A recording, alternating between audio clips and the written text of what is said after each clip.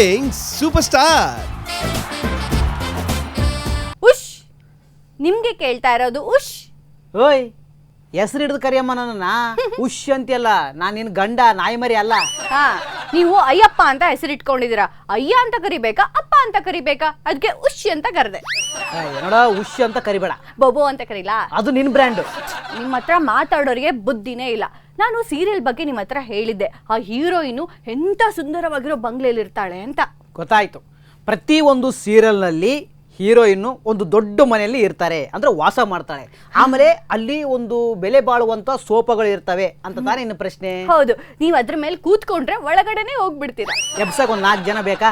ಅಯ್ಯೋ, ಅವಳು ಎಂತ ಒಡವೆಗಳನ್ನ ಹಾಕೊಂಡಿದ್ಲು ಅಂದ್ರೆ ನೋಡಿದ ತಕ್ಷಣ ಆಶ್ಚರ್ಯ ಆಗ್ಬಿಡ್ಬೇಕು. ನೀನು ಅದನ್ನ ಮುಟ್ಟಿ ನೋಡ್ದಾ? ಅಯ್ಯೋ, ಹೇಗ್ರಿ ಮುಟ್ ನೋಡ್ಲಿ, ಟಿವಿ ಸ್ಕ್ರೀನ್ ಅಡ್ಡ ಇರಲ್ವಾ? ಅದೇ ಮತ್ತೆ, ಟಿವಿ ಸ್ಕ್ರೀನು ಅಡ್ಡ ಇದೆ. ಇಲ್ಲ ಅಂದಿದ್ರೆ ಯಾರ್ಯಾರು ಯಾವ್ಯಾವ್ದು ಏನೇನು ಮುಟ್ಬೇಕು ಅಂತಿದ್ರು ಎಲ್ಲ ಮುಟ್ತಾ ಇದ್ರು. ನಂಗೆ ಅದೇ ತರ ಸೀರೆ ಬೇಕು. ಸೀರೆಲು ರಿಪೀಟ್ ಅಲ್ಲಿ ಕಾಸ್ಟ್ ಆದಾಗ ನಿಮ್ಮನ್ನ ಕರಿತೀನಿ, ಅದೇ ಕಲರ್ ಸೀರೆನ ತಂದ್ಕೊಡಿ. ನೋಡಮ್ಮ, ನೋಡು, ಈ ಸೀರೆ ಸೋಫಾ ಅವೆಲ್ಲ ಬಾಡಿಗೆ ತಂದಿರ್ತಾರೆ, ಪ್ರಾಪರ್ಟಿ ಅಷ್ಟೇ ಅವು. ಸಾಕು, ಸುಮ್ನೆ ಇರಿ. ಅವೆಲ್ಲ ಬಂಗಾರದ ಒಡವೆಗಳೇ. ಅದೆಲ್ಲ ಡೂಪ್ಲಿಕೇಟು. ಶೂಟಿಂಗ್ ಮುಗಿದ ಮೇಲೆ ಅದನ್ನೆಲ್ಲ ಅಲ್ಲೇ ಬಿಸಾಡ್ಬಿಟ್ಟು ಹೋಗ್ತಾರೆ. ಅದೆಲ್ಲ ನನಗೆ ಗೊತ್ತಿಲ್ಲ. ನಂಗೆ ಅವಳ ಥರದ್ದೇ ಸೀರೆ ಬೇಕು, ಅವಳ ಥರದ್ದೇ ನನಗೆ ಬಂಗಾರದ ಒಡವೆ ಬೇಕು. ಅವ್ರ ಗಂಡ ಯಾವ ತರ ಸ್ಕೂಟರ್ ಬೈಕ್ ಮೇಲೆ ಇಡೀ ಊರು ಸುತ್ತಿಸ್ತಾನಲ್ವಾ, ಅದೇ ತರ ಸುತ್ತಿಸ್ಬೇಕು ನೀವುನು. ಅವರು ಬೈಕಲ್ಲಿ ಸುತ್ತಾಡ್ಸಲ್ಲ, ಅದು ಒಂದು ಶಾರ್ಟು ನೋಡು ಸ್ಟಾರ್ಟ್ ಮಾಡ್ತಾರೆ. ಆಮೇಲೆ ಸ್ವಲ್ಪ ಮುಂದೆ ಹೋದ್ಮೇಲೆ ಮತ್ತೆ ಎಲ್ಲೆಲ್ಲಿ ರಸ್ತೆಗಳದ್ದು ಶಾರ್ಟ್ ತಗೊಂಡಿರ್ತಾವೋ ಅದನ್ನ ಮಿಕ್ಸ್ ಮಾಡ್ತಾರೆ. ಆಮೇಲೆ ಲಾಂಗ್ ಶಾರ್ಟ್ದು ಡೂಪು ಬೈಕ್ ಓಡಿಸ್ತಾನೆ ಅಷ್ಟೇ. ಅಯ್ಯೋ, ಅದೆಲ್ಲ ಏನೂ ಇಲ್ಲ.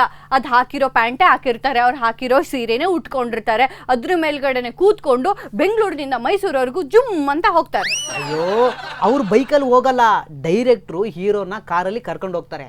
ಆಮೇಲೆ ಅವ್ರಿಗೆ ಯಾವ ಶಾರ್ಟ್ ಬೇಕೋ ಅದನ್ನ ಸ್ಟಾರ್ಟ್ ಮಾಡ್ತಾರೆ. ರೀ, ನೀವು ಅದೇ ತರ ನನ್ನನ್ನ ಯಾವಾಗ ಮೈಸೂರಿಗೆ ಕರ್ಕೊಂಡು ಹೋಗ್ತೀರಾ? ರೈಲಲ್ಲಿ ಹೋಗೋಣ, ಅದು ತುಂಬಾ ಚೀಪು. ಅಯ್ಯೋ ಬೇಡ, ಮೋಟ್ರ್ ಬೈಕ್ ಮೇಲೆ ಹೋಗೋಣ, ಸೀರಿಯಲ್ ತರ. ನಾನು ನಿಮ್ಮನ್ನ ತಪ್ಕೊಂಡೇ ಕೂತಿರ್ತೀನಿ. ಅಯ್ಯೋ, ನಮ್ಮ ಹತ್ರ ಮೋಟ್ರ್ ಬೈಕ್ ಎಲ್ಲಿದೆ? ಡೈರೆಕ್ಟ್ರು ಹೀರೋಗೆ ಮೋಟ್ರ್ ಬೈಕ್ ಕೊಟ್ಟಿರ್ತಾರೆ, ಯಾಕಂದ್ರೆ ಅದು ಪ್ರಾಪರ್ಟಿ. ನಿಮ್ಮ ಹತ್ರ ಏನಕ್ಕಿಲ್ಲ ಪ್ರಾಪರ್ಟಿ? ನೋಡ ಐಶ್ವರ್ಯ, ಮದುವೆ ಆದ್ಮೇಲೆ ನೀನೇ ನನ್ನ ಪ್ರಾಪರ್ಟಿ. ನಿನ್ನ ಬಿಟ್ರೆ ನನ್ನ ಹತ್ರ ಯಾವ ಗಾಡಿನೂ ಇಲ್ಲ. ಅಂದ್ರೆ ನಾನು ಗಾಡಿನಾ? ಗಾಡಿ ಆದ್ರೇನು ಬಾಡಿ ಆದ್ರೇನು, ಕೆಟ್ರೆ ಒಂದಿನ ರಿಪೇರಿ ಬರೋದೆ. ಅಂದ್ರೆ ನೀವ್ ಎಲ್ಗೂ ನನ್ನನ್ನ ಕರ್ಕೊಂಡು ಹೋಗಲ್ವಾ? ನಾನು ನಿನ್ನ ಹೀರೋಯಿನ್ ಮನೆ ಕರ್ಕೊಂಡು ಹೋಗ್ತೀನಿ. ಎಲ್ಲಿದ್ದಾಳೆ ಅವಳು? ಹಂಚಿನ ಮನೆಯಲ್ಲಿ.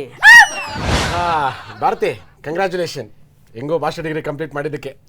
ನಿನಗೂ ಅಭಿನಂದನೆಗಳು. ನೀನು ಕೂಡ ಮಾಸ್ಟರ್ ಡಿಗ್ರಿ ಕಂಪ್ಲೀಟ್ ಮಾಡಿದ್ಯಾ? ಓಹೋ, ಕರೆಕ್ಟೇ. ಇಬ್ರು ಒಂದೇ ಸಲ ಸೇರಿದ್ವಿ, ಒಂದೇ ಸಲ ಪಾಸ್ ಆಗಿದ್ದೀವಿ. ಆದರೆ ನಿಂದೇ ಬೇರೆ ಕೋರ್ಸು, ನಂದೇ ಬೇರೆ ಕೋರ್ಸು. ನಿನ್ನ ಫ್ಯೂಚರ್ ಪ್ಲಾನ್ ಏನು? ಏನಿರುತ್ತೆ, ಓದಿಗೆ ಹಾಕಿರೋ ಬಂಡವಾಳನ ವಾಪಸ್ ತೆಗಿಬೇಕು. ಹೌದು ನಿಜ. ಒಳ್ಳೆ ಕಡೆ ಕೆಲ್ಸಕ್ಕೆ ಸೇರಿಕೊಂಡು ಮನೆಯವ್ರಿಗೆ ಸಹಾಯ ಮಾಡಬೇಕು, ಎಜುಕೇಷನ್ ಲೋನ್ನ ತೀರಿಸ್ಬೇಕು, ಮದುವೆ ಮಾಡ್ಕೋಬೇಕು. ಅದಕ್ಕೆ ಕೆಲಸಕ್ಕೆ ಸೇರಬೇಕು ಅಂತೇನಿಲ್ಲ. ಮತ್ತೆ ಇನ್ನೇನು ಮಾಡ್ಬೇಕು ಅನ್ಕೊಂಡಿದ್ಯಾ? ಕೆಲ್ಸಕ್ಕೆ ಸೇರ್ಕೋತೀಯೋ ಅಥವಾ ಬಿಸ್ನೆಸ್ ಮಾಡ್ತೀಯೋ? ನಾನು ಹಿಂಗೆ ಫಸ್ಟೇ ಹೇಳಿದ್ದಲ್ಲ, ಬಿಸ್ನೆಸ್ಸೇ ಮಾಡೋದು, ಬಿಸ್ನೆಸ್ಸೇ ಬೆಸ್ಟು. ತುಂಬ ರಿಸ್ಕ್ ಇದೆ ಭದ್ರಾ. ಬಿಸ್ನೆಸ್ಸಲ್ಲಿ ಲಾಸು ಆಗ್ಬೋದು, ಲಾಭನೂ ಆಗ್ಬೋದು. ರಿಸ್ಕ್ ತಗೊಂಡ್ರೆ ಕಣಮ್ಮ ಲಾಭ ಜಾಸ್ತಿ ಬರೋದು. ಅದ್ರ ಬದಲು ಲಕ್ಷಣವಾಗಿ ಕೆಲ್ಸಕ್ಕೆ ಸೇರ್ಕೋಬೋದಲ್ವಾ? ನೀನು ಎಲ್ಲೇ ಅಪ್ಲೈ ಮಾಡಿದ್ರು ನಿನಗೆ ಕೆಲಸ ಸಿಗುತ್ತೆ. ಏನು ಕೊಟ್ಬಿಡ್ತಾರೆ ಅಮ್ಮಮ್ಮ ಅಂದರೆ 50-60 ರೂಪಾಯಿ ಸಂಬಳ ಕೊಡ್ತಾರೆ. ಸಾಲದಾ? ನಿನ್ನ ಮೂತಿಗೆ ಇನ್ನೆಷ್ಟು ಕೊಡಬೇಕು? ಲೋ, ಜೀವನ ಪೂರ್ತಿ ಅದೇ ಸಂಬಳದಲ್ಲಿ ಬದುಕೊಡಕ್ಕಾಗತ್ತಾ? ಇಂಕ್ರಿಮೆಂಟೇ ಇರುತ್ತಪ್ಪ, DA ರೈಸ್ ಮಾಡ್ತಾರೆ. ಏನಿರುತ್ತೆ ಬದನೆಕಾಯಲ್ಲಿ? ಅಮ್ಮಮ್ಮ ಅಂದರೆ 1,000-2,000 ಜಾಸ್ತಿ ಮಾಡ್ತಾರೆ. ಬಿಸ್ನೆಸ್ಸೇ ಬೆಸ್ಟ್ ಕಣೆ. ನನಗೇನೋ ಕೆಲ್ಸಕ್ಕೆ ಹೋಗೋದೇ ಬೆಸ್ಟು ಅನ್ಸುತ್ತೆ. ಬೆಳಗ್ಗೆ 10 ಗಂಟೆಗೆ ಹೋದ್ರೆ ಸಂಜೆ 5:15ಗೆಲ್ಲ ಮನೆಗೆ ಬರ್ತೀವಿ. ತಿಂಗಳ ಸಂಬಳ ಅಕೌಂಟಿಗೆ ಬಂದು ಬೀಳ್ತಾ ಇರುತ್ತೆ. ವರ್ಷಕ್ಕೊಂದು ತಿಂಗಳು ರಜಾನೂ ಇರುತ್ತೆ. ಕನ್ಸಲ್ಟೆಂಟಲ್ಲಿ ಎಷ್ಟು ದುಡ್ಡಿದೆ ಗೊತ್ತೇನೆ? ಕನ್ಸಲ್ಟೆಂಟ್ ಫೀಸೇ ನಿನಗೆ 1,000-1,00,000 ರೂಪಾಯಿ ಇರುತ್ತೆ ಕಣೆ. ಆದರೆ ಚೆನ್ನಾಗಿ ಎಸ್ಟಾಬ್ಲಿಷ್ ಆಗಬೇಕು. CA ಆಗಿ ನಿನ್ನ ಹೆಸರು ಚಾಲ್ತಿಯಲ್ಲಿರಬೇಕು. ಆವಾಗಲೇ ಜನ ಬರೋದು, ದುಡ್ಡು ಕೊಡೋದು. ಅದಕ್ಕೆ 6 ತಿಂಗಳು ಬೇರೆಯವ್ರ ಹತ್ರ ಕೆಲಸ ಮಾಡ್ತೀನಿ. ಹೆಂಗಿದ್ರು ಕ್ಲೈಂಟ್ಗಳು ಪರಿಚಯ ಆಗ್ತಾರೆ. ಆಮೇಲೆ ಏನು ಮಾಡ್ತೀಯಾ? ಆಮೇಲೆ ಸ್ವಂತವಾಗಿ ನಾನೇ ಬಿಸ್ನೆಸ್ ಶುರು ಮಾಡ್ತೀನಿ, ಸ್ವಂತವಾಗಿ ನಾನೇ ದುಡಿತೀನಿ, ಲಾಭನೂ ಜಾಸ್ತಿ ತಗೊತೀನಿ. ಅಬ್ಬಾ, ನನಗಂತೂ ಕೆಲ್ಸಕ್ಕೆ ಹೋಗೋದೇ ಬೆಸ್ಟು. ಹೋಗು. ಬೆಳಿಗ್ಗೆ ಎದ್ದಿದ ತಕ್ಷಣ 10:30ಗೆ ಆಫೀಸ್ಗೆ ಹೋಗು, ಮತ್ತೆ ಸಂಜೆ 5 ಗಂಟೆಗೆ ಅದೇ ಬ್ಯಾಗ್ ಅಲ್ಲಾಡಿಸ್ಕೊಂಡು ಮನೆಗೆ ಬಾ. ಮುಗೀತು ಅಲ್ಲಿಗೆ ಜವಾಬ್ದಾರಿ. ಮತ್ತಿನ್ನೇನು, ಮನೆಗೆ ಬಂದಮೇಲೆ ಇನ್ನೇನು ಮಾಡ್ತೀಯ? ವಿಲನ್ ಸೀರಿಯಲ್ ನೋಡ್ಕೊಂಡು ಕೂತ್ಕೊಂತೀಯ?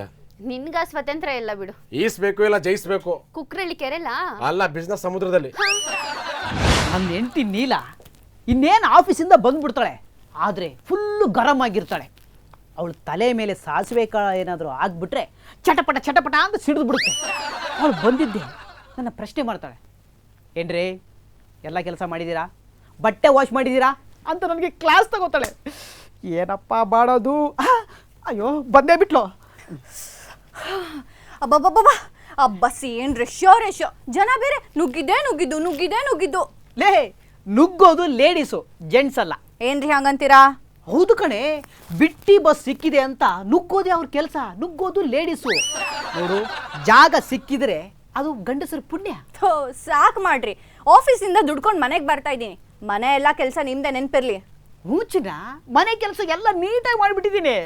ಈ ತರ ಪೂಸಿ ಹೊಡೆದಿದ್ದು ಸಾಕು. ನೆನ್ನೆ ನೋಡಿದೀನಿ ಮನೆ ಕೆಲಸ ಯಾವ ತರ ಮಾಡಿದ್ರಿ ಅಂತ. ನೀನು ನಿನ್ನೆ ಮನೆಯೆಲ್ಲ ನೋಡಿದ್ಯಾ? ಸರ್ಕಾರಿ ಆಫೀಸ್ಗಿಂತನೂ ಗಲೀಜಾಗಿತ್ತು. ಎಲ್ಲಂದ್ರಲ್ಲಿ ಅಲ್ಲೇ ಕಸ. 2 ದಿನ ಆಯ್ತು ಅಂತ ಅನ್ಸುತ್ತೆ ಸಾರಿಸ್ಬಿಟ್ಟು. ಇಲ್ಲ, ನಾನು ಡೈಲಿ ಕಸ ಗುಡಿಸ್ತೀನಲ್ಲ. ದಿನ ಬಿಟ್ಟು ದಿನ ಸಾರಿಸ್ಬೇಕು, ನೀಟಾಗಿ ಇಟ್ಕೋಬೇಕು, ಕಿಚನ್ನ ಕ್ಲೀನ್ ಮಾಡಬೇಕು. ಎಲ್ಲಂದ್ರಲ್ಲೇ ಸಾಸಿವೆ ಕಾಳು ಜೀರಿಗೆ ಕಾಳನ್ನೆಲ್ಲ ಬೀಳ್ಸೋದಲ್ಲ. ಅದು ಏನು ಅಂದ್ರೆ ಧಾನ್ಯ ತುಂಬಾ ಚಿಕ್ಕದಾಗಿರುತ್ತಲ್ಲ, ಅದು ಬಾಕ್ಸ್ ಹಿಂಗ್ ತೆಗೆದಾಗ ಎಲ್ಲ ಕಡೆ ಬಿದ್ದೋಗ್ತವೆ.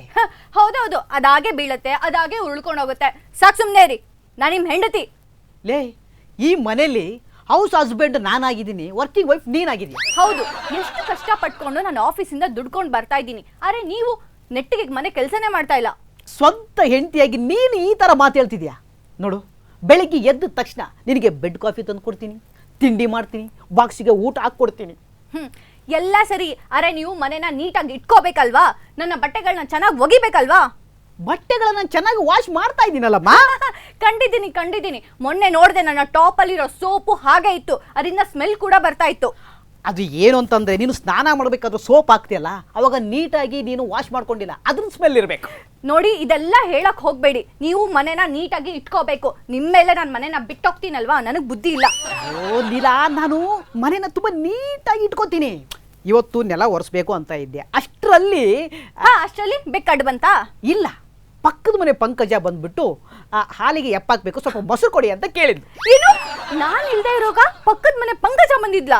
ಅಂದ್ರೆ ಹೆಪ್ಪಿಗೆ ಮೊಸರು ಬೇಕು ಅಂತ ಕೇಳಕ್ ಬಂದಿದ್ಲು. ನೀವಿಲ್ಲ ಅಂತ ಅನ್ಬಿಟ್ರಾ? ಎಲ್ಲಾದ್ರೂ ಉಂಟೆ ನೋಡು, ಯಾರು ಕೇಳಿದ್ರು ಹೆಪ್ಪಿಗೆ ನಾವು ಮೊಸರು ಕೊಟ್ಟೆ ಕೊಡ್ತೀವಿ. ಆಹಾ, ಪಕ್ಕದ ಮನೆ ಪಂಕಜ ನಮ್ ಸಂಸಾರಕ್ಕೆ ಹೆಪ್ಪಾಕಿ ಮೊಸರು ಹಿಂಡಿ ಹುಳಿ ಮಾಡ್ತಿದ್ದಾಳೆ.